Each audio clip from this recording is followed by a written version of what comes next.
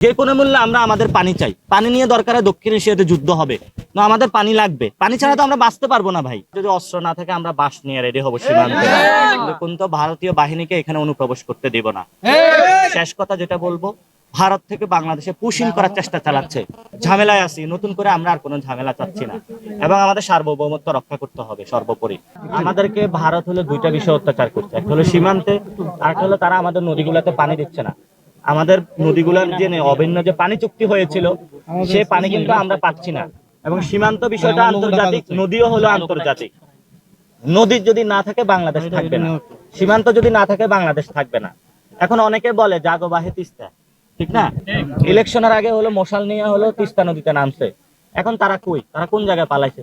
তারা কি ভারতে নাকি বাংলাদেশে আছে? বাংলাদেশের পক্ষে শক্তিহিত। এগুলো হলো ভুয়া জাতীয়তাবাদী, যারা বাংলাদেশকে ধারণ করে না। জাগো বাহে তিস্তা হলে ভোটের জন্য বলে, নদীতে আসলে পানি আসে না এবং তারা সেটার জন্য শক্তি দাঁড়ায় না। তো আমরা তাদেরকে বলবো যে ভাই আসেন, আপনি যেটা বলেছেন ভোটের আগে সেটাতে আসেন, যাতে হলো নদীতে পানি আসে। এবং আমাদের নতজানু পররাষ্ট্রনীতি থেকে সরে আসতে হবে। ভারতের সামনে গেলে সরকার ম্যাও ম্যাও করে, কেন করে জানেন?